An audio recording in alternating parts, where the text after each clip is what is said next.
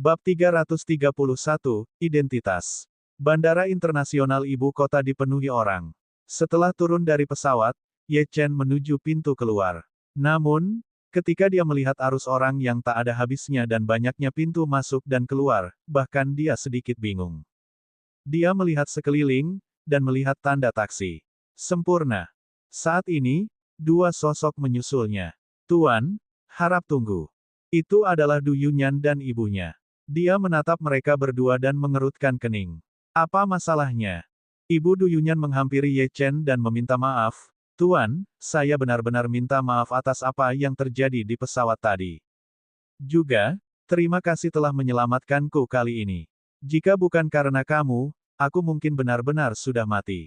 Sikapnya sangat hormat. Ye Chen menggelengkan kepalanya dan berkata terus terang, ini sebenarnya bukan tentang menyelamatkanmu. Jika sesuatu terjadi padamu, itu akan mengganggu istirahatku. Selain itu, saya tidak ingin pesawat mendarat dan menunda perjalanan saya. Ekspresi pasangan ibu dan anak itu berubah sedikit aneh. Siapa sangka orang tersebut akan bertindak menyelamatkan orang lain hanya agar perjalanannya tidak tertunda. Namun, mereka juga tahu bahwa tidak ada ahli yang memiliki temperamen baik. Ibu Du Yunyan memikirkan sesuatu dan berkata, Tuan, ini pertama kalinya Anda berada di ibu kota, bukan? Kemana kamu akan pergi kali ini? Yunyan dan saya sama-sama penduduk lokal di sini, jadi kami dapat membantu Anda. Mobil kami diparkir di bawah terminal. Ye Chen ingin menolak, tetapi setelah berpikir beberapa lama, dia merasa adalah hal yang baik baginya untuk memiliki seseorang untuk menangani beberapa masalah karena dia tidak terbiasa dengan tempat ini. Oleh karena itu, dia langsung berkata, kirimkan saya ke hotel terbaik dekat Capital City University. Apakah kamu benar-benar kuliah di Capital City University? Du Yunyan, yang diam, bertanya dengan rasa ingin tahu. Dia sekarang menatap Ye Chen dengan sedikit ketakutan. Ibu Du Yunyan tersenyum. Pak, kebetulan Yunyan adalah mahasiswa Capital City University. Namun, tidak banyak hotel bagus di dekat sekolah. Semuanya murah. Karena kampus baru Capital City University belum selesai, banyak fasilitas dan fasilitas di sekitarnya yang belum dikembangkan, atau masih dalam tahap pembangunan. Bagaimana dengan ini, Tuan? Ada sebuah villa kecil 2 km jauhnya dari Capital City University. Jika kamu setuju, kamu bisa menginap di sana malam ini, dan besok, aku akan bertanya-tanya apakah ada kamar yang disewakan di apartemen guru. Baiklah, Ye Chen mengangguk. Setengah jam kemudian, sebuah BMW X5 melaju ke halaman sebuah villa. Lingkungan di sini sangat sepi, dan terlihat jelas bahwa villa ini cukup baru. Pasangan itu membawa Ye Chen ke villa, tempat seorang pria parubaya sedang membaca koran. Ketika pria itu mendengar pintu terbuka, dia bahkan tidak melihat ke atas dan bertanya, Yunyan, bagaimana perjalananmu ke Provinsi Jiangnan? Apakah kamu menikmati dirimu sendiri? Orang yang berbicara adalah ayah Du Yunyan, Du Zhenguo. Du Zhenguo telah menjalankan bisnis di ibu kota selama beberapa dekade, dan terlibat dalam industri farmasi. Bisnisnya berjalan cukup baik, dan akhirnya menjadi perusahaan tercatat. Karena itu, keluarganya berkecukupan, dan dia bisa dianggap sebagai tokoh berstatus tinggi di ibu kota. Lalu, dia meletakkan koran itu. Ketika dia melihat seorang pria asing di ruang tamu, dia sedikit mengernyit dan bertanya pada Du Yunyan, apakah ini adik laki-lakimu? Nyonya Du dengan cepat menjelaskan, Zhenguo, ini Tuan Ye. Dia menyelamatkanku di penerbangan tadi. Tanpa bantuannya, aku tidak akan bisa kembali menemuimu. Kamu sedang mengunjungi Universitas Ibu Kota dalam perjalanannya, jadi karena ini pertama kalinya dia berada di kota, aku mengatur agar Tuan Ye menginap di rumah kami selama 1 malam. Pokoknya, masih banyak ruangan kosong di sini. Setelah itu, dia menceritakan apa yang terjadi di pesawat. Semakin banyak Du Zhenguo mendengarkan, dia menjadi semakin bingung. Sejak berkecimpung di industri farmasi, pengetahuannya tentang kedokteran cukup luas. Kejadian aneh seperti itu adalah sesuatu yang dia tidak percayai. Dia tahu betul penyakit apa yang diderita istrinya, karena dialah yang memberikan obatnya. Bagaimana dia bisa diobati hanya dengan 1 jari? Reaksi pertamanya adalah kedua wanita tersebut telah ditipu, dan mungkin hilangnya obat istrinya telah direncanakan dan diatur oleh orang tersebut. Apakah pria ini ada di sini untuk mendapatkan bantuan putrinya dan mendapatkan aset keluarga mereka? Dia telah melihat dan mendengar banyak orang seperti itu. Setelah memikirkan semuanya, Du Zhenguo berkata, akan ada beberapa tamu yang datang ke rumah kita malam ini, dan kamarnya mungkin penuh. Bagaimana dengan ini? 11 minta Little yang memesan kamar hotel untuk adik laki-laki ini, kamar presidensial. Du Yunyan dan Nyonya Du tercengang. Ekspresi mereka berubah menjadi jelek. Nada bicara Nyonya Du sedikit tidak senang saat dia berkata, Zhenguo, saya sudah setuju untuk membiarkan Tuan Ye tinggal di sini, jadi mengapa Anda tidak membiarkan teman-teman itu menginap di hotel? Ayah, kata Du Yunyan, Tuan. Kamu dan aku akan bepergian bersama besok. Saya sudah setuju untuk mengantarnya ke Capital City University. Mendengar kedua wanita itu berbicara mewakili orang luar, Du Zhenguo mendengus dingin. Kemudian, dia memutar nomor di telepon. Yang kecil, bantu aku memesan kamar presidensial di Kales Hotel dan suruh seseorang datang ke sini untuk menjemput seseorang. Dari awal hingga akhir, Ye Chen menyaksikan adegan ini dengan dingin. Dia melihat ketidakpercayaan dan sikap dingin di mata Du Zhenguo, dan menganggapnya konyol. Du Zhenguo menutup telepon dan berdiri. Dia mengeluarkan kartu bank dan menyerahkannya kepada Ye Chen. Adik, sebuah mobil akan menjemputmu sekitar 20 menit. Juga, karena kamu menyelamatkan istriku, terimalah hadiah ini. Di dalamnya ada 500.000 yuan. Meski terdengar sangat sopan, niat untuk mengusirnya sangat jelas. Ye Chen mendengus dan menamparkan kartu itu ke tanah. Pada saat yang sama, Du Zhenguo merasakan gelombang udara menyapu ke arahnya. Dia mundur 5-6 langkah dan hampir jatuh ke tanah. Saya tidak peduli dengan uang sebanyak ini. Aku tidak akan mengganggumu. Dengan itu, Ye Chen keluar dan menutup pintu. Ayah sudah keterlaluan, kata Du Yunyan dengan marah dan mengejarnya. Namun, saat dia membuka pintu, Ye Chen tidak terlihat. Nyonya Du melirik Du Zhenguo dan menghela nafas. Zhenguo, kamu benar-benar buta kali ini. Tuan Ye baru saja ada di sini, jadi saya tidak bisa berkata apa-apa. Tapi tahukah Anda bahwa orang yang Anda usir bukanlah orang biasa? Apa yang ingin kalian berdua katakan? Du Zhenguo mencibir. Kamu bahkan tidak tahu kapan kamu telah ditipu. Saya telah berkecimpung di dunia bisnis selama bertahun-tahun. Aku tahu persis apa tujuan pihak lain, namun aku masih bersikap sopan kepada anak itu sekarang.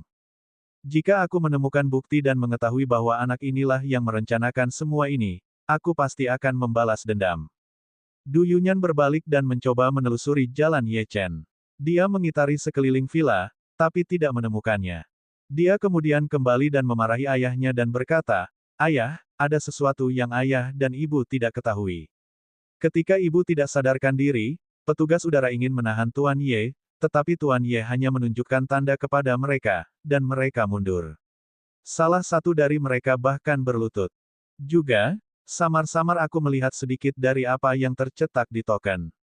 Apa yang Anda lihat? Keduanya penasaran. Du Yunyan berbicara perlahan dengan suara gemetar, Mayor Jenderal. Bab 332, Petunjuk Menuju Penjara Hantu. Setelah mendengar dua kata ini, Du Zhenguo tidak hanya tercengang, tetapi bahkan Ni Du juga tercengang, dan villa menjadi sunyi senyap. Lelucon yang luar biasa. Bagaimana bisa ada Mayor Jenderal muda di Huaxia? Haha, tiba-tiba, Du Zhenguo mulai tertawa sedikit gila. Yunyan, aku tidak ingin mengkritikmu, tapi kamu masih seorang mahasiswa. Itu jelas merupakan tanda identifikasi palsu. Untungnya anak ini cepat kabur. Memalsukan tanda pengenal palsu untuk posisi itu memerlukan hukuman mati. Mungkinkah semua itu palsu? Du Yunyan bergumam pada dirinya sendiri. Saat ini, ada ketukan di pintu. Du Zhenguo mendengus dingin. Berpikir bahwa Ye Chen telah kembali, dia berdiri dengan marah dan pergi untuk membuka pintu. Brat, apakah kamu sudah selesai bermain-main? Percaya atau tidak, aku akan menelepon polisi dan... Pintu terbuka, dan suaranya menghilang. Ye Chen belum kembali. Sebaliknya, ada dua pemuda yang memancarkan aura bela diri di depan pintu. Lebih penting lagi, ada kendaraan militer hijau yang diparkir di luar villa. Meneguk. Du Zhenguo menelan ludah, sangat terkejut dengan pemandangan ini. Du Yunyan dan ibunya merasakan ada sesuatu yang tidak beres dan melihat ke arah pintu. Terkejut dengan apa yang mereka lihat, mata mereka melebar dan mereka berdiri terpaku di tanah seperti patung. Du Yunyan bahkan bertanya-tanya apakah pemalsuan Ye Chen telah diketahui. Apakah militer seefisien ini? Kalian berdua, ini. Salah satu pemuda itu maju selangkah dan berkata dengan serius, "Halo, kami di sini untuk menjemput pemimpinnya." Begitu kata-kata ini keluar dari mulutnya, itu langsung memicu badai di hati ketiga anggota keluarga Du. Mungkinkah anak itu benar-benar memiliki identitas itu? Mustahil. Tanda pengenalnya mungkin palsu, tapi dua orang dan kendaraan di depannya tidak. Du Zhenguo tersentak dan bertanya dengan rasa ingin tahu, apakah orang yang kamu bicarakan bermarga Ye? Ya, begitu dia mengatakan itu, kaki Du Zhenguo menjadi lemas dan dia hampir jatuh ke tanah. Saat dia memikirkan nada suaranya terhadap Ye Chen barusan, dia ingin menamparkan dirinya sendiri. Apakah dia di dalam? Salah satu dari mereka mengerutkan kening. Punggung Du Zhenguo basah kuyup oleh keringat. Dia pulih dari keterkejutannya dan berkata dengan suara gemetar, dia baru saja pergi. Keduanya saling berpandangan dan langsung menuju kendaraan, lalu pergi. Mereka tidak peduli dengan basa-basi apapun. Di pintu masuk utama Universitas Capital City, Ye Chen melihat ke batu besar di pintu masuk, yang di atasnya ada kata-kata yang diukir dengan emas. Jarak antara sini dan villa yang baru saja ditinggalkannya tidak terlalu jauh, sekitar 10 menit berjalan kaki. Apakah ini pintu masuk ke tempat orang tuaku di penjara? Rasanya tidak seperti itu, gumam Ye Chen pada dirinya sendiri dan menuju ke dalam. Sepanjang jalan, dia memperhatikan lingkungan sekitar dan tata ruang seluruh kampus, mencoba menemukan jejak formasi yang menyembunyikan pintu masuk penjara hantu. Namun, meski telah menjelajahi seluruh kampus, dia tidak menemukan apapun. Xiang Chengdong seharusnya tidak berbohong padaku. Mungkinkah karena waktunya belum tiba? Mungkin saya harus menunggu sampai tanggal yang ditentukan agar hal itu terungkap. Ye Chen menggelengkan kepalanya dan bersiap meninggalkan kampus. Du Yunyan dan ibunya benar. Tempat ini terlalu terpencil. Selain beberapa hotel murah, sebenarnya tidak ada tempat menginap lain. Namun, pembangunan lebih banyak bangunan sedang berjalan, dan Ye Chen tahu bahwa mungkin dalam beberapa tahun, tempat ini juga akan menjadi pusat kota yang ramai. Saat dia berbalik untuk pergi, dia melihat seorang wanita muda di tepi danau. Yang mengejutkannya bukanlah sosoknya, tapi auranya. Dia adalah seorang seniman bela diri. Wanita berekor kembar itu juga merasakan kehadirannya, lalu berdiri dan berjalan menuju Ye Chen dengan ekspresi tidak ramah. Kamu dari fakultas mana? Mengapa kamu menatapku? Juga, kenapa aku tidak pernah melihatmu di sekolah? Dia mengajukan serangkaian pertanyaan. Saya sedang mencari tempat. Ye Chen menyipitkan matanya dan bertanya dengan jawaban yang tidak jelas. Tempat itu tidak mungkin lagi, kan? Wanita itu bertanya dengan curiga. Nada suaranya agak tidak yakin. Nafas Ye Chen bertambah cepat saat mendengar itu. Dia mengucapkan setiap kata berikut dengan jelas, katakan padaku, di mana tempat itu. Nada suaranya lebih terdengar seperti perintah. Wanita berekor kembar itu mengerutkan kening dan menjawab dengan heran, jika kamu bertanya padaku, siapa yang harus aku tanyakan? Anda orang kedua yang menanyakan hal ini kepada saya hari ini. Baru saja, seorang paman juga bertanya kepadaku tentang ini. Ye Chen meraih pergelangan tangan wanita itu dan berkata dengan tegas, di mana orang yang baru saja bertanya padamu? Sudah berapa lama dia pergi? Wajah wanita itu membeku. Dia ingin melawan, tapi dia langsung menyadari bahwa seni bela diri kunonya tidak berguna melawan Ye Chen. Karena itu, dia mengulurkan tangannya dan menunjuk ke arah jam 2. 2 menit yang lalu, seorang paman berjubah panjang datang menanyakan hal ini kepadaku. Dia baru saja keluar dari sekolah. Jika kamu mengejarnya sekarang, kamu mungkin. Sebelum dia selesai berbicara, hembusan angin melewatinya, dan Ye Chen telah menghilang. Bab 333, Waktu Seharga Rokok. Ki sejati disalurkan ke kaki Ye Chen saat dia bergegas maju. Dia tidak menyangka ada orang lain yang mengintip ke pintu masuk penjara hantu. Melihat orang ini berhasil menemukan jalannya ke sini, itu berarti dia memiliki beberapa informasi. Ye Chen merasa dia harus menemukan orang ini. Saat dia melaju melintasi tanah, dia meninggalkan jejak angin yang bergejolak di belakangnya. Segera, Ye Chen memperhatikan seorang pria berjubah panjang 100 meter jauhnya. Itu dia. Jarak itu cukup mudah untuk ditempuh Ye Chen menggunakan teknik Azure Dragon Phantom Body. Namun, saat dia maju ke depan, sinar dingin melintas ke arahnya. Pria itu menembakkan pisau lempar, dan pada saat yang sama, melompat secara eksplosif ke dinding dan menghilang. Kamu mendekati kematian. Ye Chen merentangkan jarinya dan mengumpulkan ki aslinya di sekitar tangannya, saat dia mengambil pisau lempar. Pada saat yang sama, lututnya meledak dengan kekuatan saat dia melompati tembok yang tingginya beberapa meter. Pemandangan ini membuat takut orang yang lewat di sekitarnya.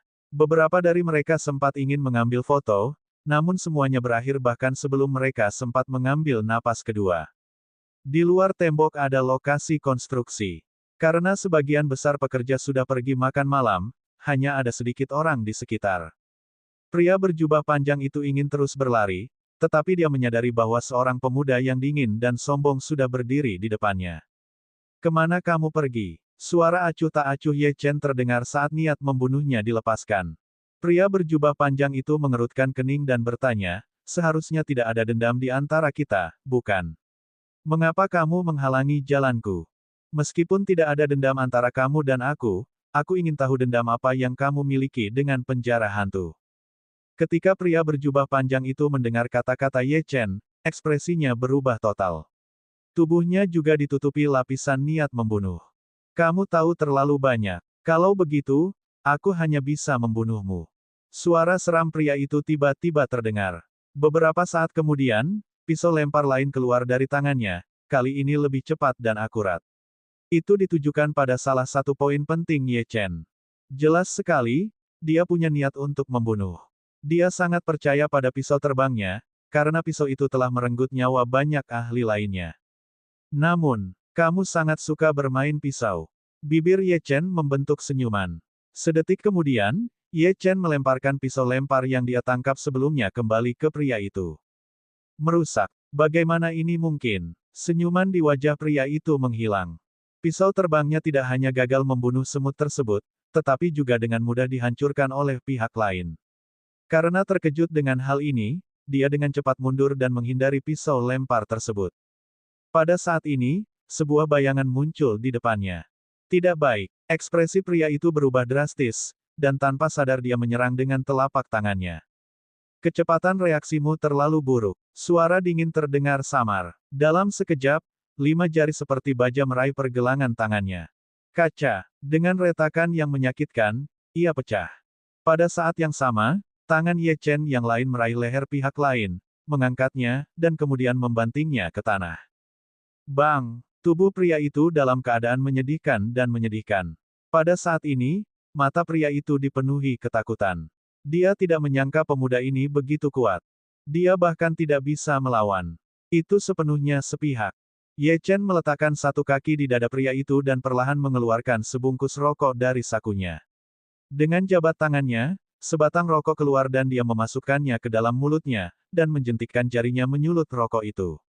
Asapnya tetap ada saat dia berbicara dengan dingin, kamu punya waktu sampai aku menghabiskan rokok ini untuk memberitahuku semua yang kamu ketahui tentang penjara hantu, atau kamu akan mati.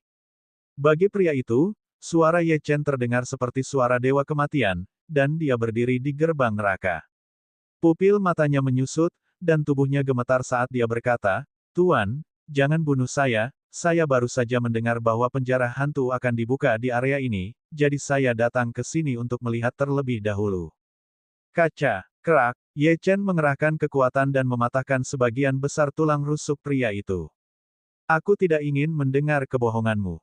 Saya hanya ingin kebenaran. Tahukah Anda, tidak sulit untuk mengetahui apakah seseorang berbohong jika Anda mendengarkan detak jantungnya. Ekspresi kesakitan pria itu berubah ketakutan saat mendengar itu. Dia memikirkan sesuatu, lalu berkata, Tuan, saya akan memberitahu Anda. Aku akan menceritakan semuanya padamu. Grandmaster Lin lah yang memintaku untuk menjaga tempat ini. Saya harus melaporkan kepadanya jika ada pergerakan dari penjara hantu. Ini sepenuhnya benar. Jika aku berbohong padamu, aku akan disambar petir. Ye Chen menyipitkan matanya dan mematikan rokok di tangannya. Guru Besar Lin. Apakah Grandmaster Lin yang Anda bicarakan tentang Lin Juelong? Pria itu menggelengkan kepalanya dengan keras. Ini bukan Lin Juelong. Bagaimana seseorang setingkat saya bisa berhubungan dengan Lin Juelong? Itu orang lain dari keluarga Lin di ibu kota, mungkin salah satu bawahannya. Biasanya, pria ini tidak berani memanggil Lin Juelong dengan nama lengkapnya. Namun, dia menyadari bahwa saat dia menyebut Grandmaster Lin, niat membunuh melintas di mata pemuda ini. Karena itu, dia panik. Apalagi yang kamu ketahui tentang penjara hantu? Ye Chen bertanya. Kepala pria berjubah panjang itu berputar cepat. Tiba-tiba, dia memikirkan sesuatu dan buru-buru berkata, Tuan, ada satu hal lagi. Bawahan Lin Juelong pernah menyebutkan bahwa kunci penjara hantu ada di tangan seorang wanita. Itu sebabnya saya bertanya kepada seorang gadis yang saya lihat di sana tentang hal itu. Aku mengira itu dia, tapi aku jelas-jelas salah.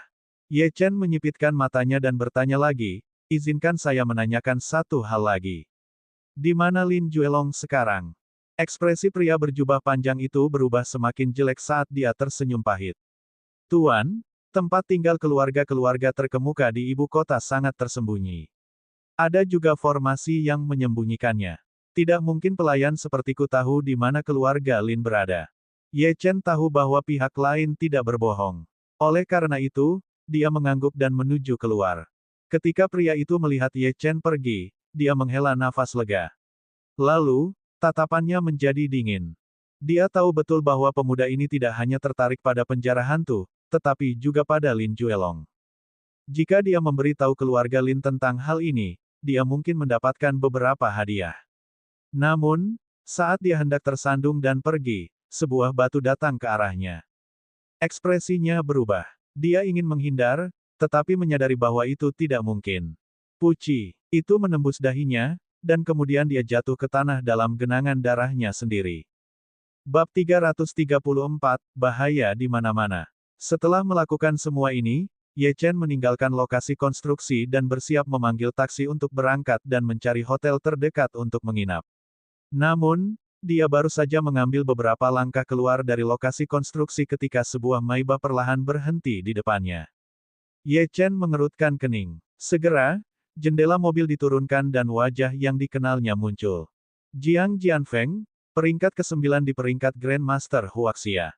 Tatapan Jiang Jianfeng sangat rumit.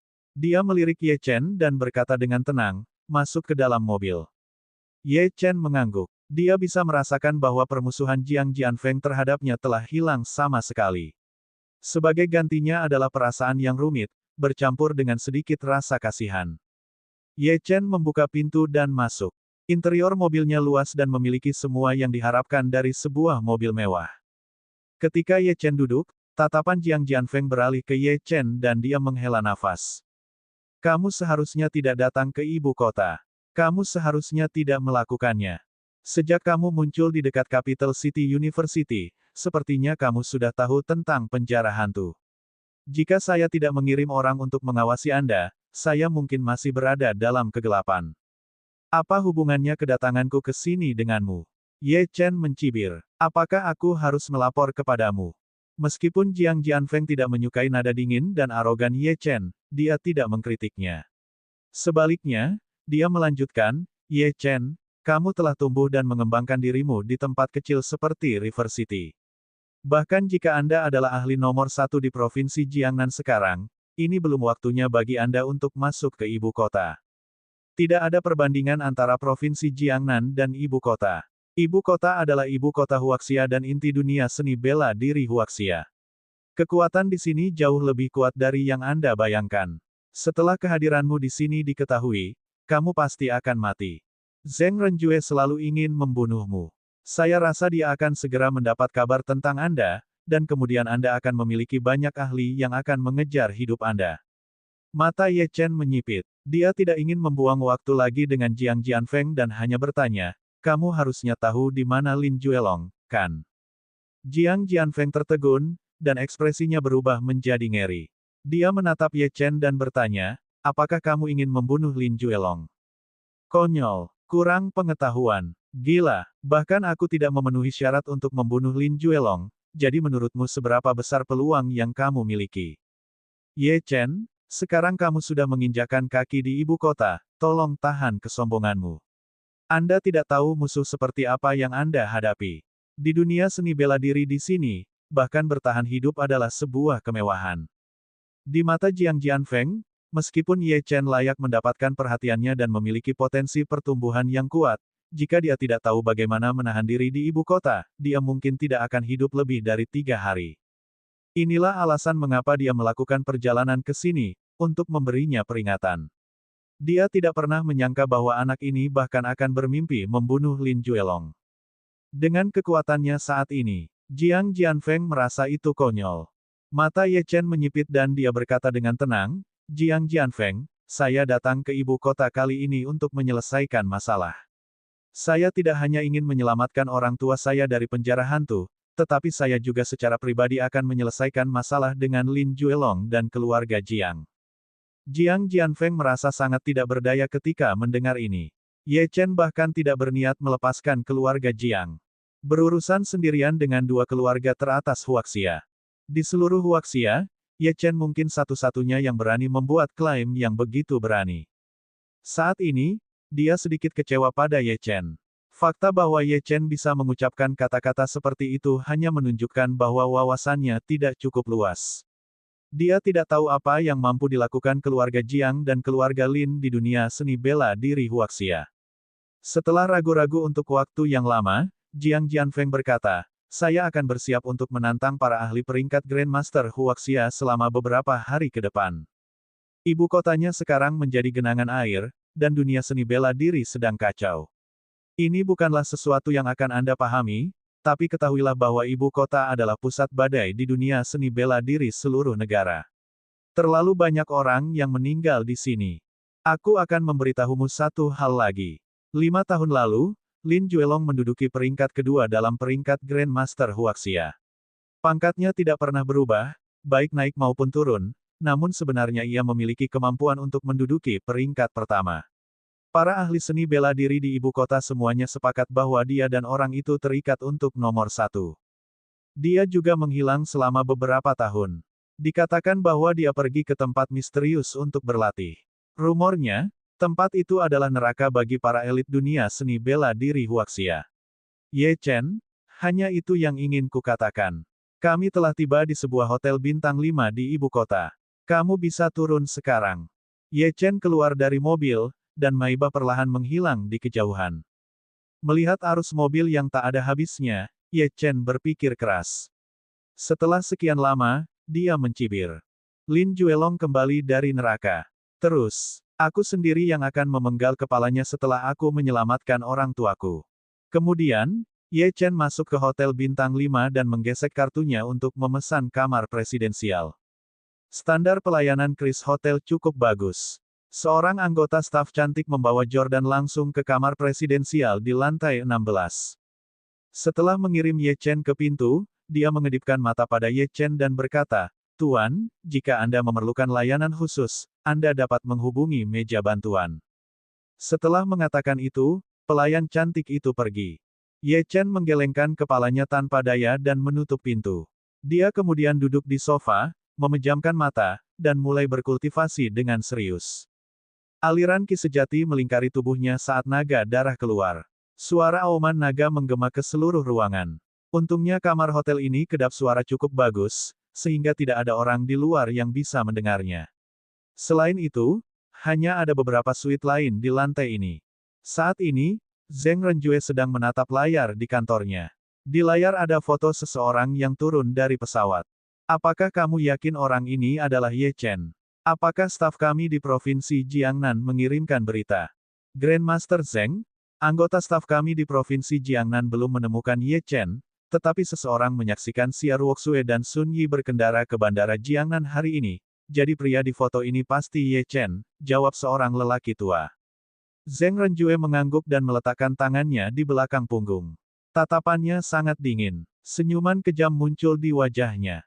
Ye Chen, aku mungkin tidak bisa melakukan apapun padamu di Provinsi Jiangnan, tapi sekarang kamu berada di wilayahku, jadi aku akan memastikan kamu mendapatkan perlakuan khusus. Kamu menyakiti anakku dan membunuh ahli kami, aku akan memastikan kamu berharap kamu mati. Setelah dia selesai berbicara, pandangannya tertuju pada lelaki tua itu. Selidiki segala sesuatu tentang kehadiran Ye Chen di sini. Saya ingin tahu kemana dia pergi, dengan siapa dia berhubungan, dan di mana dia tinggal. Dia pasti datang ke sini karena alasan tertentu, jadi saya perkirakan dia akan berada di sini untuk sementara waktu. Kami punya banyak waktu untuk mengambil tindakan setelah penyelidikan selesai. Karena anjing gila ini telah mengganggu departemen kami selama beberapa waktu, sekarang saatnya mematahkan kakinya dan mengakhiri hidupnya yang menyedihkan. Pada saat ini, tubuh Zheng Renjue memancarkan lapisan niat membunuh yang padat. Bab 335, Mesum. Keesokan paginya jam 8 pagi, Ye Chen bangun dari kultivasinya. Dia menghembuskan udara keruh dan naga darah di atas kepalanya bersembunyi kembali ke dalam tubuhnya. Setelah semalaman berkultivasi, tidak hanya tingkat kultivasinya meningkat sedikit, tetapi juga memungkinkan dia untuk lebih memahami teknik pedang pembelah surga yang diajarkan lelaki tua berjubah hitam itu kepadanya. Tekniknya misterius, dan bisa menghasilkan kekuatan yang luar biasa jika dikombinasikan dengan naga darahnya. Namun, cadangan ki sejati dalam dantiannya saat ini hanya cukup baginya untuk melepaskan gerakan pertama dari teknik tersebut. Meski begitu, dia sudah sangat puas dengan ini. Telapak tangan langit terbakar, tebasan haus darah, dan pedang pemisah surga seharusnya cukup untuk mengatasi sebagian besar masalah yang akan dia hadapi saat ini. Satu-satunya hal yang harus dia lakukan sekarang adalah menunggu Xiang Chengdong menelepon. Setelah menunggu beberapa saat, teleponnya berdering. Ketika dia menekan tombol jawab, dia mendengar suara familiar Xiang Chengdong di ujung telepon. "Ten, ya, ini Xiang Chengdong. Ini adalah nomor telepon saya saat ini. Saya menghubungi Anda untuk memberitahu Anda bahwa saya akan naik ke pesawat, 1:11 tiba di ibu kota dalam waktu sekitar 1,5 jam. Baiklah, aku akan mengirimkanmu alamat hotelku." Setelah menutup telepon, Ye Chen mengirimkan koordinat hotel. Dia kemudian memutuskan untuk turun ke lantai 5 hotel untuk sarapan, tetapi saat dia hendak meninggalkan kamar, bel pintu berbunyi. Ketika dia melihat melalui lubang intip, dia terkejut melihat Ying Qing di luar. Dia membuka pintu dan menyambut masuknya Ying Qing. Pada saat yang sama, dia bertanya dengan rasa ingin tahu, "Mengapa kamu berada di ibu kota? Bukankah Lei Suwei menugaskanmu sebuah misi?" Ying Qing tersenyum dan menyerahkan dokumen itu kepada Ye Chen. "Ten, ya, saya tahu Anda telah memperhatikan Capital City University baru-baru ini, jadi Dragon Soul telah mengatur identitas yang cocok bagi Anda untuk berpindah-pindah di dalam kampus." Ye Chen membuka dokumen itu dengan rasa ingin tahu dan menemukan bahwa itu adalah surat pengangkatan sebagai profesor di universitas. Ying Qing juga memberinya banyak kunci. Ying Qing menjelaskan, alamat yang diatur oleh jiwa naga untuk Tuan Ye sebelum ini tidak dekat dengan universitas, jadi kami mengubah pengaturannya. Apartemen ini memiliki 3 kamar dan 1 ruang tamu. Ini diperuntukkan bagi para guru, jadi letaknya dekat kampus dan di lantai paling atas, sehingga Anda bisa mengawasi universitasnya. Pengaturan ini sangat berguna bagi Ye Chen, jadi dia sangat puas. Kemudian, Ying Qing berkata, "Tuan, ya, saya akan tinggal di ibu kota selama periode waktu ini, jadi jika Anda menemui masalah, Anda dapat menelepon saya. Meskipun kekuatan jiwa naga terbatas di ibu kota, kami tetap dapat menawarkan bantuan kepada Anda, Tuan Ye. Bahkan jika kita tidak bisa menyelesaikannya, orang itu tidak akan tinggal diam." Ye Chen mengangguk. Ini akan menyelamatkannya dari banyak masalah. Karena itu tidak mungkin, saya tidak akan mengganggu Tuan Ye. Namun, harap ingat untuk mengunjungi kepala universitas dalam beberapa hari ke depan. Setelah itu, Ying Qing pergi. Ye Chen kemudian turun untuk sarapan dan keluar dari kamar. Sekarang, dia menuju universitas. Dengan identitas ini, banyak hal akan menjadi lebih mudah. Lagi pula, dia telah mengetahui dari lelaki tua itu kemarin bahwa kunci pintu masuk penjara hantu ada di tangan seorang wanita di suatu tempat di universitas. Yang harus dia lakukan hanyalah menemukannya. Karena itu, Ye Chen berencana menghabiskan beberapa hari berikutnya di universitas dan apartemen. 10 menit kemudian, Ye Chen tiba di universitas yang sekarang ramai dikunjungi orang. Tampaknya semua siswa telah kembali ke kelas hari ini. Ada banyak mobil sport dan mewah yang diparkir di dalamnya, jadi terlihat jelas bahwa banyak dari siswa tersebut berasal dari keluarga kaya. Ye Chen mengambil dokumen yang diberikan Yingqing dan langsung menuju ke kantor kepala sekolah. Saat itu, dua sosok cantik muncul di depan gerbang sekolah yang menarik perhatian siswa di sekitarnya. Kedua gadis ini merupakan primadona kampus Capital City University, jadi reaksi penontonnya terbilang biasa saja. Jika Ye Chen berbalik, dia akan mengenali keduanya. Salah satunya jelas adalah Du Yunyan, sedangkan gadis lainnya dengan kaos biru dan celana olahraga slim fit adalah Qian Yingying, yang ditemui Ye Chen kemarin di universitas. Yunyan, aku bertemu dengan dua orang mesum kemarin. Mereka mulai berbicara tentang penjara ketika mereka melihat saya. Terlebih lagi, karena alasan tertentu, saya tidak dapat melawan mereka. Syukurlah, mereka lari dengan cepat. Jika saya melihat kedua pria itu lagi, saya tidak akan melepaskan mereka, kata Qian Yingying dengan marah. Oh benar, Yunyan, bagaimana perjalananmu ke provinsi Jiangnan?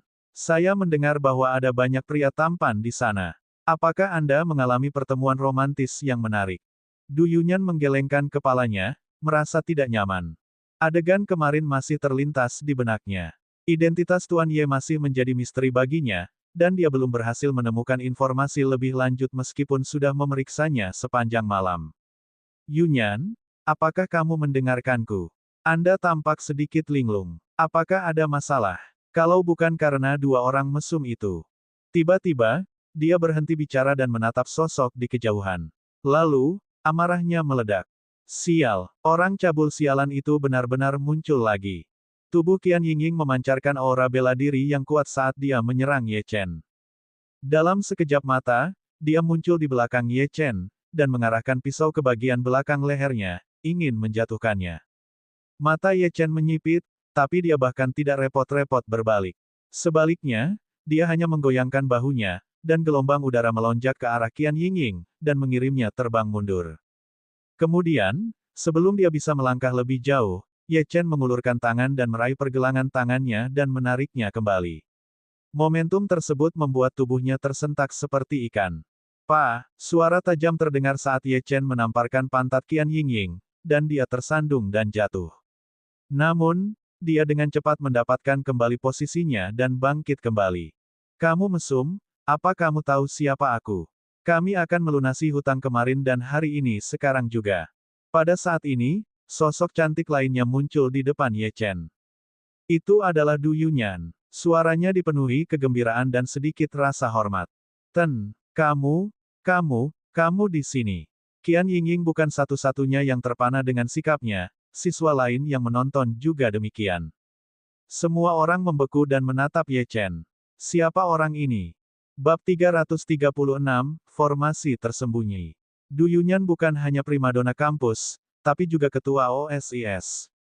Semua orang tahu bahwa dia berasal dari keluarga berpengaruh dan berkecukupan, sehingga dia diidolakan oleh banyak siswa laki-laki.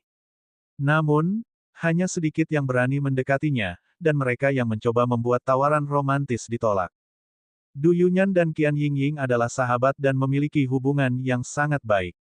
Keduanya tidak menjalin hubungan, sehingga beberapa orang secara keliru percaya bahwa mereka beralih ke arah lain. Namun, apa yang mereka lihat saat ini cukup mengejutkan. Du Yunyan bersikap sangat sopan dan hormat kepada orang asing. Bagaimana ini mungkin? Qian Yingying yang pertama bereaksi.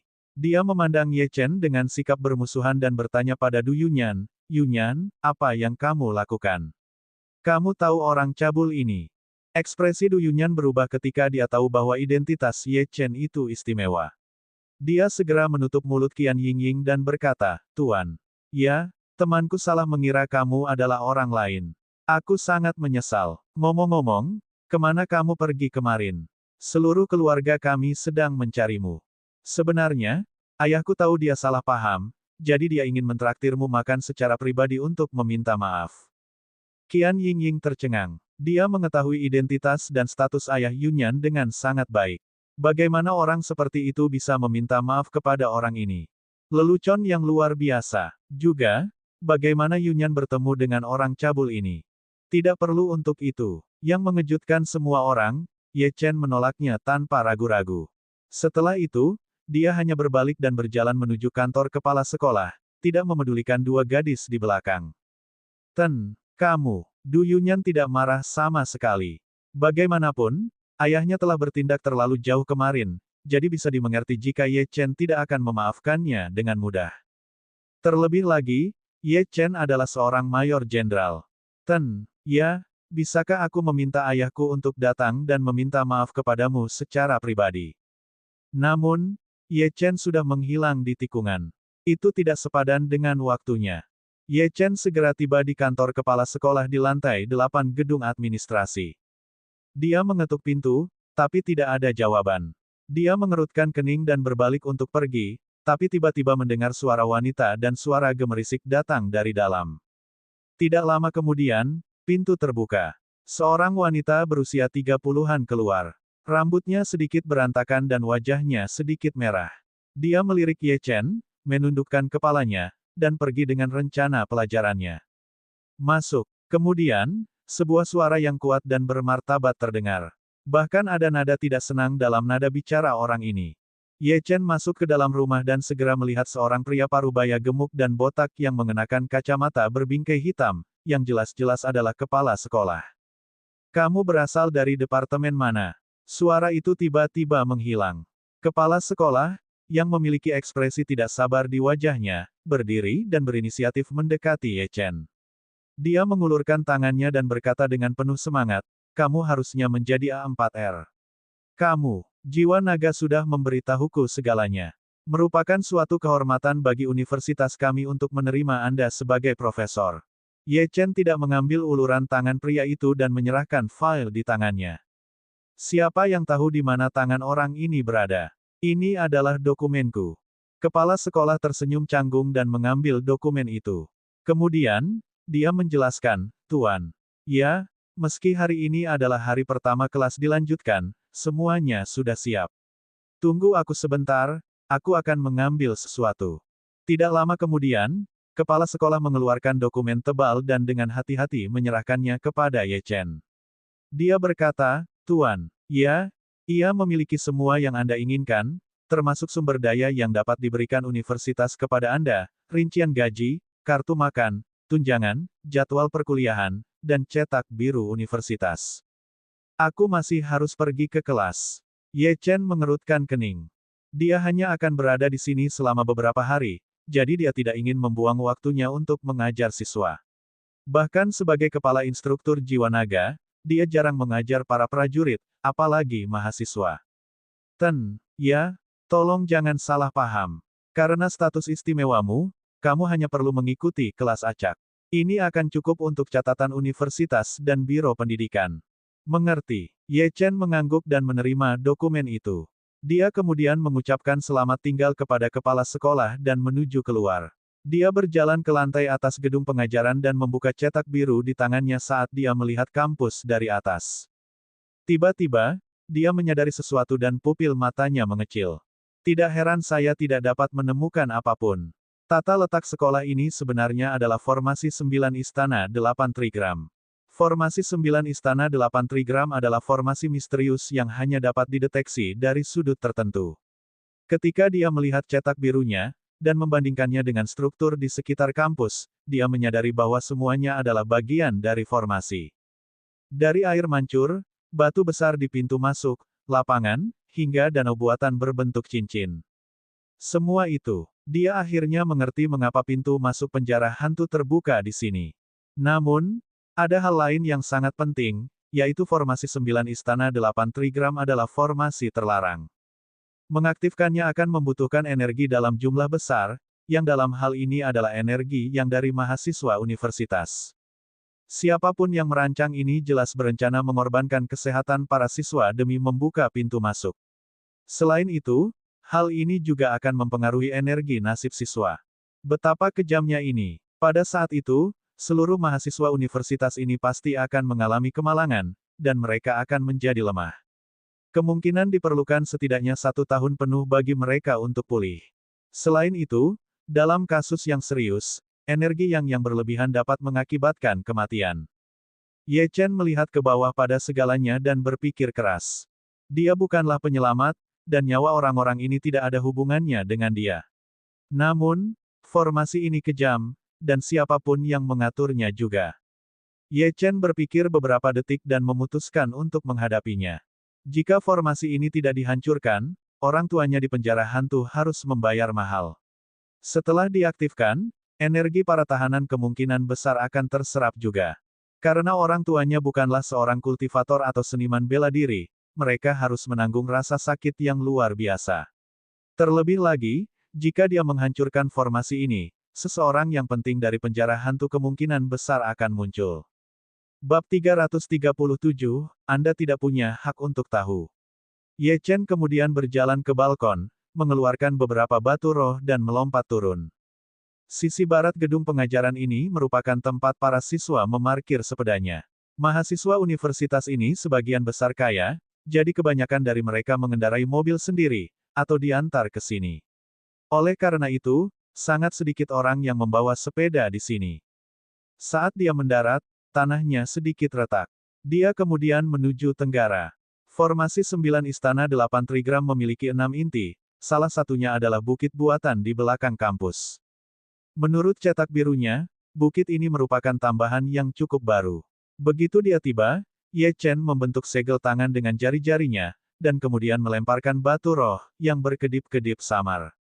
Kemudian, batu roh tiba-tiba meletus dan menghasilkan api yang menyilaukan. Saat nyala api bersinar terang, pola formasi benar-benar terlihat di permukaan bukit buatan.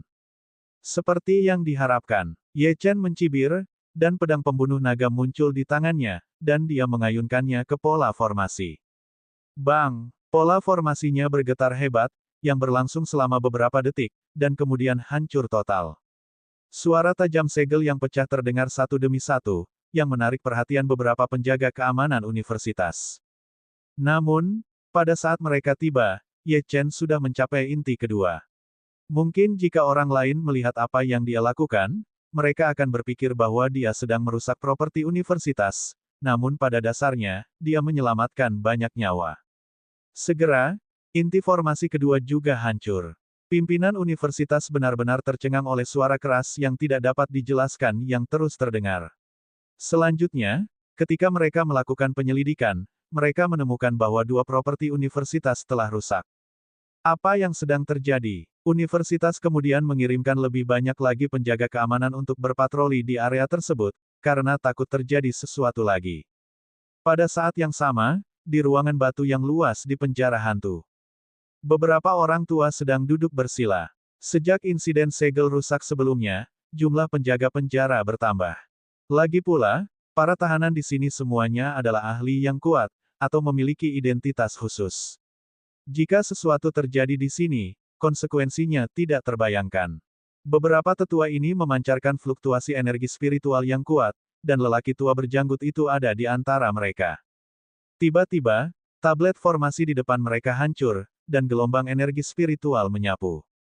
Ledakan. Tanah bergetar ketika banyak tetua membuka mata mereka dan mengeluarkan seteguk darah.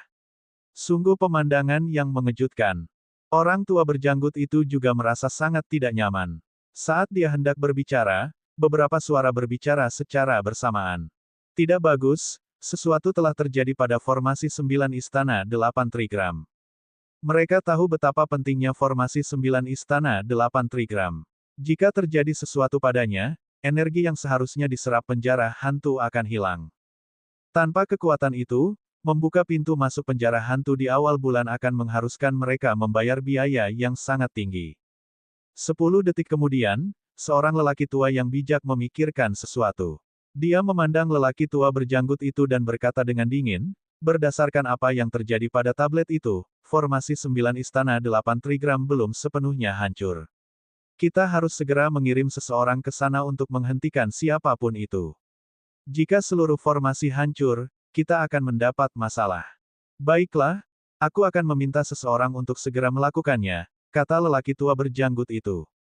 Kemudian, dia mengeluarkan perangkat khusus dan menekan tombol merah di atasnya. Dia memerintahkan, Sun Zhen, kamu dan orang itu seharusnya masih berada di Capital City University, kan? Apa yang terjadi di luar sana? Kami telah mendeteksi masalah dengan formasi 9 Istana 8 Trigram. Cepat dan selidiki masalah ini. Tidak lama kemudian, terdengar balasan dari perangkat tersebut. Pak, Banyak bangunan di sekitar universitas yang rusak, tapi kami belum mengidentifikasi penyebab pelakunya. Segera pergi ke inti formasi lainnya. Jika Anda menemukan seseorang mendekati mereka, tidak peduli siapa itu, bunuh mereka. Juga, bawa mayat pelakunya ke penjara hantu. Saya ingin melihat siapa yang berani menghancurkan formasi penjara hantu di siang hari bolong. Begitu dia selesai berbicara, perangkatnya meredup. Pada saat yang sama, seluruh ruangan batu dipenuhi dengan niat membunuh yang dingin. Saat ini terjadi, Ye Chen telah tiba di inti formasi keempat, yang merupakan pilar batu di sudut barat universitas. Pilar batu setinggi 7 meter itu diukir semboyan dan kredo universitas. Sejujurnya, hanya seseorang dari pegunungan Kunlun yang mampu menghadapi formasi ini. Kebanyakan seniman bela diri kuno lainnya bahkan tidak menyadari formasi tersebut. Namun, karena seni formasi jauh lebih maju di pegunungan Kunlun, begitu dia menyadari bahwa ada formasi di sini, mudah untuk mengetahui cara memecahkannya. Ye Chen menggunakan batu roh untuk menghancurkan pertahanan inti formasi lagi, tetapi saat dia hendak menghancurkan pilar dengan pedangnya, sesosok tubuh bergegas ke arahnya. Kamu mendekati kematian. Begitu orang ini selesai berbicara, dia mengeluarkan senjatanya. Angin bersiul di belakangnya saat dia mendekati Ye Chen, dan auranya tampak membekukan sekelilingnya. Ketika sosok itu mendekat, Ye Chen menyadari siapa orang itu. Itu adalah salah satu penjaga keamanan universitas.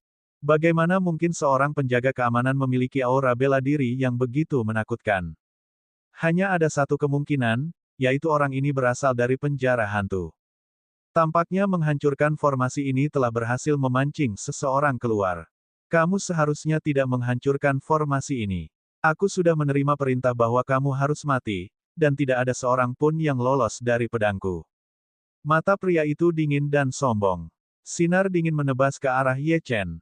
Ye Chen mencibir. Dia mencengkeram pedang pembunuh naga dengan erat dan berkata dengan tenang, semut berani bersaing denganku. Akan kutunjukkan padamu seperti apa teknik pedang yang sebenarnya.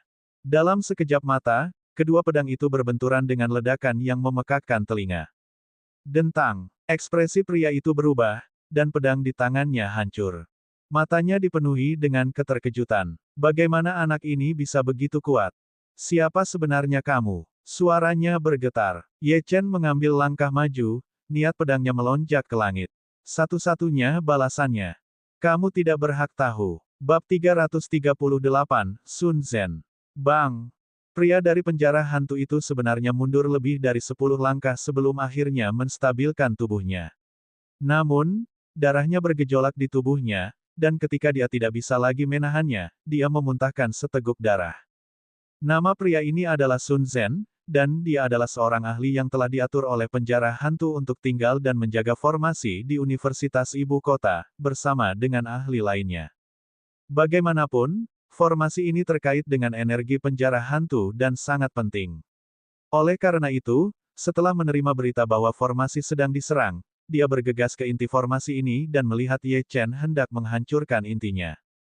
Marah, dia menyerang untuk membunuh, tapi malah dipaksa mundur. Kapan orang sekuat itu muncul di Capital City University?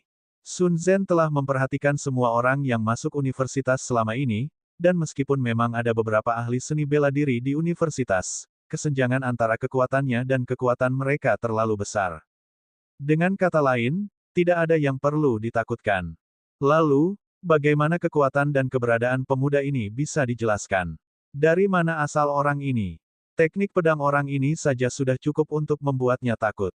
Berat, aku tidak tahu mengapa kamu ingin menghancurkan formasi ini, tetapi ada beberapa kekuatan yang tidak dapat kamu ganggu. Sun Zhen menekan esensi darahnya yang melonjak dan berkata dengan dingin.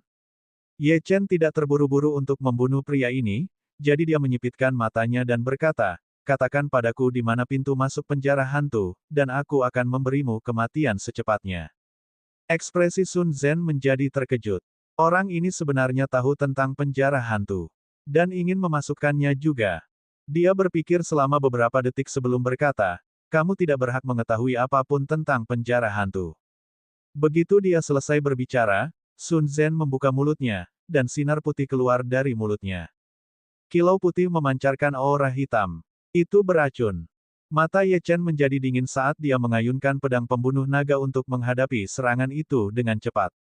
Serangan pedang itu menghancurkan sinar putih itu, dan sebuah senjata tersembunyi jatuh ke tanah. Bagaimana mungkin? Sun Zhen terkejut. Tidak ada ahli biasa yang bisa merasakan senjata tersembunyi itu, namun anak ini tidak hanya merasakannya, dia bahkan melakukan serangan balik dalam beberapa saat. Kemudian, sambil berteriak ketakutan, dia dengan panik meletakkan pedangnya yang patah di depannya. Ye Chen sedang menyerang. Sudah terlambat untuk menghindar. Tak berdaya, dia mencoba mundur secepat yang dia bisa untuk meminimalkan kerusakan. Ark, darah mulai mengalir ketika luka besar muncul di dadanya. Dia tersandung ke belakang, dan hampir jatuh ke tanah. Pikiran pertamanya adalah melarikan diri. Dia bukan tandingan ahli kaliber ini. Mata Ye Chen menyipit saat dia melihat Sun Zhen yang panik. Dia mengambil 2 langkah ke depan, dan suara tajam terdengar saat pedang pembunuh naga bersiul di udara lagi. Tunggu, jangan. Sebelum Sun Zhen selesai berbicara, sinar dingin lain turun ke tubuhnya. Pupil matanya tiba-tiba membesar, dan matanya dipenuhi ketakutan. Bagaimana bisa ada monster seperti itu di universitas? Ark, jeritan menusuk lainnya terdengar saat luka kedua dibuat di dadanya. Bahkan bekas tulangnya pun bisa terlihat. Melihat Ye Chen mendekatinya selangkah demi selangkah lagi, dia basah kuyup oleh keringat dingin. Karena tidak punya pilihan lain, dia memaksakan setetes esensi darahnya untuk menggunakan teknik rahasia penjara hantu untuk melarikan diri. Dia lebih tahu bahwa jika dia tidak melarikan diri sekarang, dia pasti akan mati. Tanah berlumuran darah, dan kekuatan hidup mengalir dengan cepat. Pada saat ini, Ye Chen adalah malaikat maut, dan pedangnya yang menakutkan adalah sabit malaikat maut. Gerbang neraka terbuka sepenuhnya, dan aura kematian dingin yang tak ada habisnya menyelimuti dirinya. Tidak, dia tidak bisa mati di sini. Dia mengaktifkan teknik rahasia, yang menyembunyikannya di dalam awan asap dan debu, tetapi saat sosoknya akan menghilang ke udara, sebuah suara dingin terdengar. Mencoba pergi. Bermimpilah. Sepasang tangan besar muncul dari balik asap dan meraih leher Sun Zhen.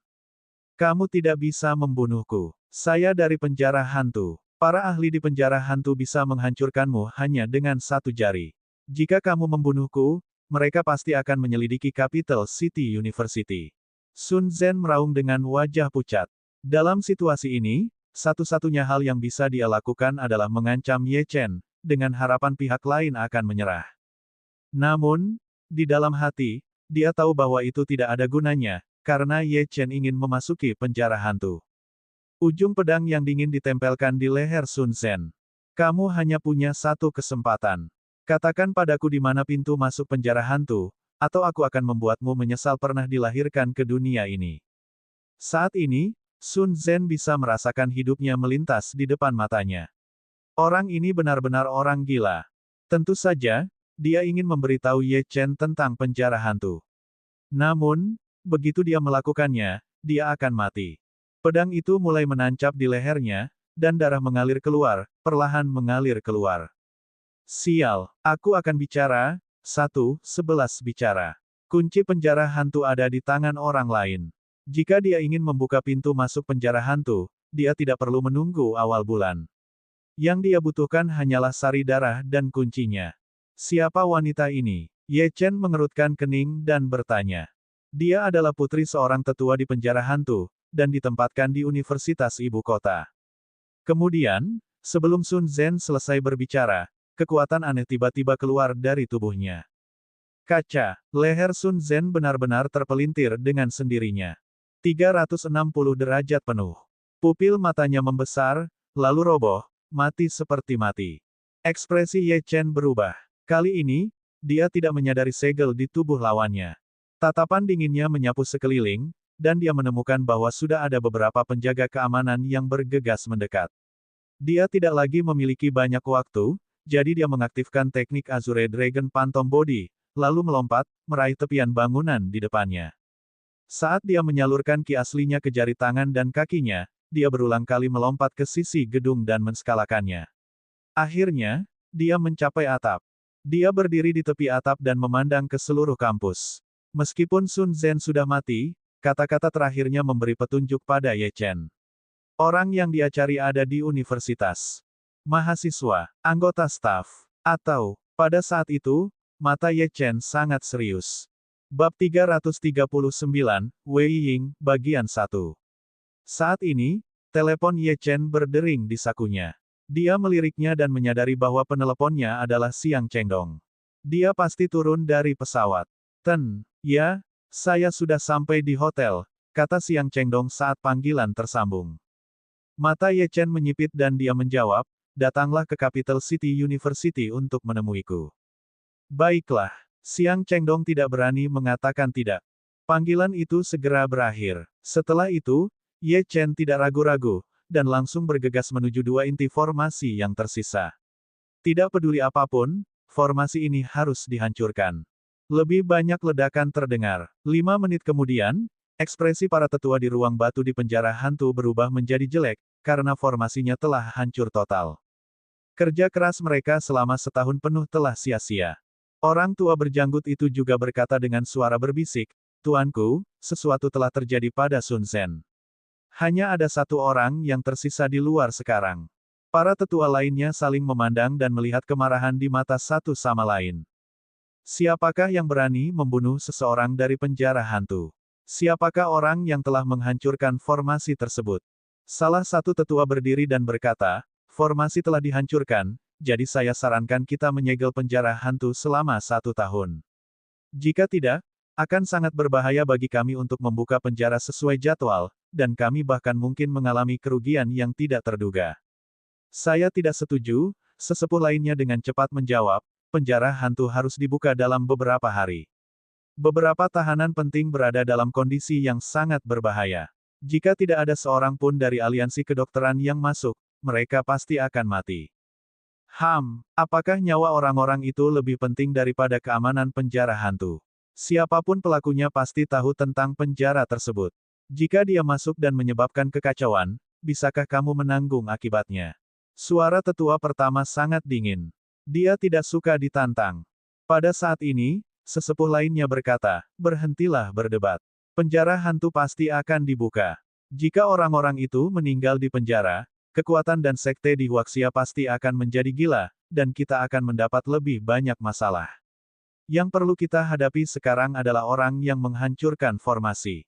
Meskipun kita tidak bisa meninggalkan penjara, kita masih bisa menggunakan orang lain untuk membunuhnya. Begitu dia mati, tidak akan ada masalah dalam membuka penjara." Semua orang mengangguk. Melihat lamarannya disetujui, tetua ini melanjutkan, "Yang tersisa di luar adalah putri sulung kedua. Kita semua menyadari kekuatannya, jadi akan mudah baginya untuk menangani pelakunya selama dia bisa menemukannya. Selain itu, dia juga ahli dalam menggunakan segel. Ada beberapa keluarga seni bela diri di ibu kota yang masih berhutang budi kepada kami. Jika kita membatalkan bantuan itu, kita seharusnya bisa menyingkirkan pelakunya dalam 3 hari.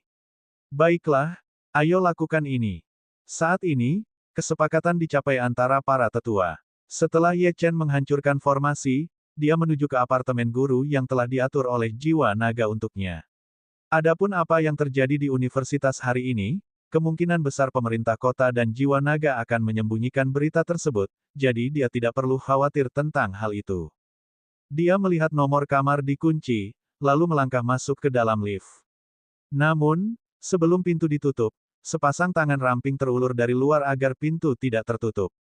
Lalu, seorang wanita. Dia sekilas melirik Ye Chen dan tersenyum. Kemudian, dia menyeret sebuah kotak besar ke dalamnya. Wanita itu tinggi dan memiliki rambut sebahu. Dia berpakaian sederhana, tapi itu tidak mempengaruhi kecantikannya. Mengingat fakta bahwa dia ada di dalam lift ini, kemungkinan besar dia adalah seorang guru di sini. Karena kotak itu sangat berat, wanita itu harus membungkuk sambil berusaha menyeret kotak itu ke dalam lift dengan sekuat tenaga. Ye Chen memutuskan untuk tidak berdiam diri dan menonton. "Biarkan aku yang melakukannya." Wanita itu terkejut dan wajahnya sedikit memerah. "Baiklah." Suara wanita itu sangat lembut dan hampir merdu. Kemudian, Ye Chen mengulurkan tangan dan meraih kedua sisi kotak dengan kedua tangan, dengan mudah membawanya ke dalam lift. "Terima kasih." Ye Chen hanya mengangguk. Kemudian, ketika wanita itu berbalik untuk menekan tombol lantai, dia melihat nomor lantai yang dituju Ye Chen dan berseru kaget, apakah Anda profesor universitas yang baru? Kemarin, grup chat para guru heboh karena kepala sekolah tiba-tiba memberitahu mereka bahwa universitas akan merekrut seorang profesor muda yang baru saja kembali dari belajar di luar negeri. Di seluruh kompleks apartemen, unit di lantai Ye Chen, yang juga merupakan lantai miliknya, adalah yang terbaik. Jadi secara kebetulan, dia melihat kepala sekolah secara pribadi mengawasi pembersihan ruangan di seberangnya kemarin. Jelas sekali, ini adalah tempat tinggal yang diperuntukkan bagi profesor muda tersebut. Dia memperkirakan profesi baru ini akan berusia sekitar 40 tahun, tetapi orang ini tampaknya berusia 20-an, dan hampir tidak mencapai usia itu. Apakah dia jenius? Ye Chen melirik ke pihak lain dan mengerutkan kening, tapi dia masih mengangguk. Setelah menerima konfirmasi Ye Chen, wanita itu menjadi semakin penasaran. Dia mengulurkan tangannya dan berkata, "Nama saya Wei Ying, saya seorang guru bahasa Inggris di universitas. Saya baru bergabung setengah tahun yang lalu, dan saya tinggal di seberang Anda." Ye Chen menerima jabat tangan itu dan menjawab, "Ye Chen." Dia tidak peduli dengan kata-kata yang tidak perlu. Karena itu, suasana di dalam lift langsung berubah menjadi canggung. Untungnya, pintu lift segera terbuka dan Ye Chen membawa kotak itu keluar dengan satu tangan. "Aku akan membantumu membawanya masuk." Wei Ying dengan cepat keluar dari lift dan berjalan menuju pintu di sebelah kiri. Setelah pintu terbuka, Ye Chen meletakkan kotak itu di ruang tamu dan bersiap untuk pergi. "Profesor Ye, tunggu sebentar. Minumlah secangkir air dan istirahatlah." Wei Ying menuangkan segelas air dari dispenser air dan dengan hati-hati menyerahkannya kepada Ye Chen. Ye Chen tidak mengambil gelasnya. Sebaliknya, dia menatapnya. Secara khusus, dia sedang menatap kalung di lehernya. Ada batu 7 warna yang mempesona di kalung itu, yang memantulkan cahaya dengan indah. Batu mistik jiwa bumi. Ini adalah batu mistik jiwa bumi yang sangat berharga dari pegunungan Kunlun. Pada saat ini, napasnya menjadi sedikit tergesa-gesa. Selanjutnya, dia bisa merasakan batu hitam di sakunya bergetar, sepertinya ingin menyerap batu mistis jiwa bumi untuk dirinya sendiri. Novel ringan. Baca light novel bahasa Indonesia. Dewa Medis Ekstrim Metropolitan Chapter 340 Bahasa Indonesia. By Batara tanggal 30 Januari tahun 2024. Lea VA Komen. Previous. Semua chapter. Next. A plus A light mode of perbaikan kata. Bab 340, Wei Ying, bagian 2. Penerjemah, editor terjemahan Endless Fantasy, terjemahan Endless Fantasy. Wei Ying terkejut dengan kenyataan bahwa Ye Chen tidak menerima segelas air. Namun, ketika dia melihat kemana Ye Chen melihat, dia tanpa sadar melirik dadanya dan tersipu. Kancing pertama dan kedua kemejanya tidak dikancingkan. Dia dengan cepat mengancingkan kemejanya, pikirannya berputar. Dia mengira karena Ye Chen telah menjadi profesor di usia yang begitu muda, dia pasti akan berbeda dari guru laki-laki lainnya dalam hal akademik dan karakter. Namun, dia tidak pernah menyangka Ye Chen akan melongo ke arahnya dengan begitu berani. Sebagai seorang profesor, bukankah seharusnya dia bersikap lebih sopan? "Profesor Ye, Anda." Saat dia hendak berbicara, Ye Chen bertanya dengan penuh semangat, "Guru Wei, bisakah Anda mengizinkan saya melihat kalung Anda? Juga, jika saya boleh bertanya, dari mana Anda mendapatkan kalung ini?" Wei Ying tercengang. Dia mengulurkan tangan untuk menyentuh kalung itu dan segera mengerti bahwa dia salah paham. Wajahnya menjadi lebih merah. Dia melepas kalung itu dan menyerahkannya kepada Ye Chen, menjelaskan, "Ini adalah hadiah dari ibuku. Dia memberikannya kepada saya ketika saya berusia 18 tahun. Saya memiliki beberapa masalah bawaan pada tubuh saya yang mengharuskan saya memakai kalung ini untuk meringankannya. Tuan Ye, Anda hanya dapat melihatnya sebentar." Ye Chen mengangguk dan melihat kalung di tangannya. Dia yakin batu roh di kalung itu adalah batu mistik jiwa bumi. Batu ini sangat berharga. Bahkan di pegunungan Kunlun, itu dianggap sebagai harta yang tak ternilai harganya. Saat dia hendak bertanya pada Wei Ying apakah dia bisa membeli kalung itu, dia menyadari bahwa seluruh ruangan menjadi sangat dingin. Dia mengangkat kepalanya dan melihat wajah Wei Ying pucat, dan embun beku muncul di sekelilingnya. Selanjutnya, aliran aura darah muncul di sekitar tubuh Wei Ying, bahkan lebih kuat dari tubuhnya. Setidaknya, dia harus membunuh puluhan ribu orang untuk memadatkan aura yang setara dengan miliknya. Namun, dia bilang dia dilahirkan dengan kondisi seperti ini. Saat ini, naga darah di tubuhnya sepertinya merasa terancam. Raungan naga bergema seolah sedang marah, dan bahkan sepertinya siap keluar dari tubuhnya. Ye Chen dengan paksa menekan naga darah itu, dan kemudian mengalihkan perhatiannya kembali ke Wei Ying. Fisik dingin darah yang jahat. Ini semakin mengejutkannya, dan seolah-olah ada gelombang besar yang menghantam hatinya. Fisik dingin darah jahat, yang sangat langka bahkan di pegunungan Kunlun, sebenarnya telah muncul di sini. Dia langsung mengerti kenapa Wei Ying harus memakai kalung ini. Tanpa penindasan batu mistis jiwa bumi, kondisi Wei Ying akan bergejolak kapan saja, dan ketika itu terjadi, bahkan dia akan kesulitan menyelamatkannya. Karena itu, dia membatalkan ide untuk membeli batu mistik jiwa bumi dan segera mengembalikan kalung itu kepada Wei Ying. Pakailah dengan cepat. Oke, Wei Ying mengenakan kalung itu, dan suhu di dalam ruangan segera kembali normal. Aura darah di sekujur tubuhnya juga menghilang. Anehnya, Wei Ying tidak menyadari sesuatu yang aneh. Profesor Ye, fisik dingin darah jahat apa yang baru saja Anda sebutkan? Wei Ying bertanya dengan rasa ingin tahu. Tidak apa, saya hanya berbicara pada diri saya sendiri, jawab Ye Chen. Meskipun batu mistik jiwa bumi ini sangat berharga, tidak diragukan lagi itu adalah barang yang menyelamatkan nyawa Wei Ying. Dia bukanlah tipe orang yang mengutamakan harta dibandingkan nyawa orang yang tidak bersalah. Karena itu, dia mengingatkannya, Guru Wei, ingatlah bahwa di masa depan, siapapun yang memintamu melepas kalung itu, jangan lakukan itu.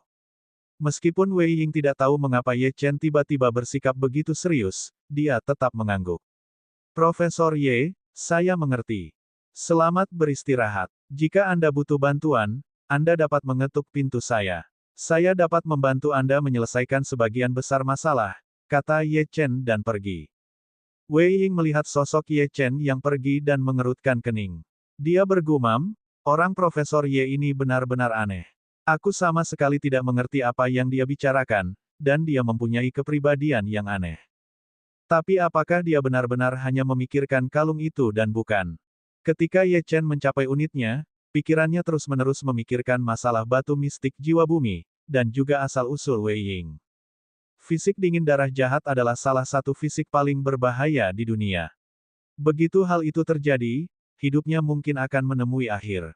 Jika Wei Ying adalah seorang kultivator, dia dapat menggunakan kultivasinya untuk menekannya, tetapi jelas bahwa dia hanyalah manusia biasa.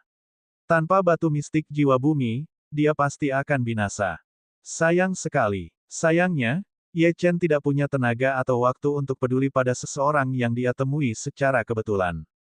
Bagaimanapun, karena dia memiliki batu mistik jiwa bumi untuk melindungi tubuhnya, dia tidak perlu khawatir akan gejolak dalam beberapa tahun ke depan.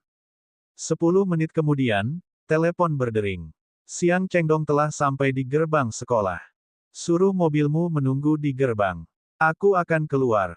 Ye Chen menutup telepon dan menuju keluar.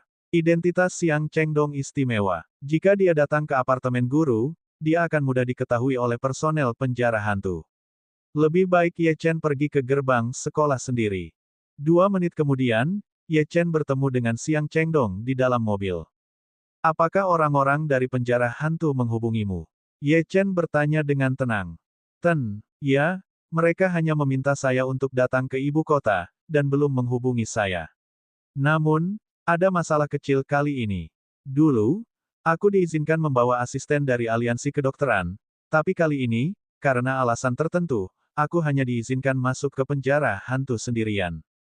Mata Ye Chen menyipit dan dia mencibir. Saya tidak pernah berencana untuk menyelinap masuk sejak awal. Penjara hantu telah memenjarakan beberapa orang yang tidak seharusnya dipenjara. Saya ingin mereka membayar harga yang menyakitkan. Tatapannya sangat dingin. Akan lebih baik jika orang tuanya masih hidup dan tidak terluka. Kalau tidak, dia akan mengubur seluruh penjara hantu bersama mereka. Merasakan niat membunuh Ye Chen, mata Siang Chengdong sedikit menyipit. Ya, apakah kamu berencana untuk menerobos masuk? Kamu tidak bisa melakukan itu. Saya mendengar bahwa ada banyak ahli terkemuka di penjara hantu, dan penjara hantu tidak dapat ditembus.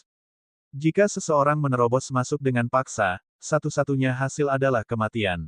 Meskipun dia mencoba membujuknya, Ye Chen tetap berkata, kamu tidak perlu mengkhawatirkan masalahku. Yang harus kamu lakukan adalah segera memberitahuku setelah kamu mengetahui bahwa penjara hantu telah dibuka. Ye Chen hendak keluar dari mobil ketika telepon Xiang Chengdong berdering. Xiang Chengdong melihat nomor yang dikenalnya dan dengan cepat memanggil Ye Chen. Ten, ya, harap tunggu sebentar. Panggilannya akan datang. Itu seseorang dari penjara hantu. Ye Chen tercengang. Dia duduk kembali dan mendengar suara wanita yang dingin di ujung telepon. Xiang Chengdong, apakah kamu sudah membawa semuanya? Xiang Chengdong melirik Ye Chen dan menjawab, ya, saya bisa masuk penjara hantu kapan saja. Wanita di ujung telepon mendengus dingin. Situasinya telah berubah. Kita mungkin tidak bisa menunggu sampai awal bulan. Lusa jam 12, bawakan semua yang kamu punya dan tunggu aku di Danau Yunhe di utara Capital City University. Jangan terlambat, hanya ada satu kesempatan. Juga, jika aku mengetahui bahwa kamu telah membocorkan informasi ini, aliansi kedokteran tidak akan mampu menanggung konsekuensinya.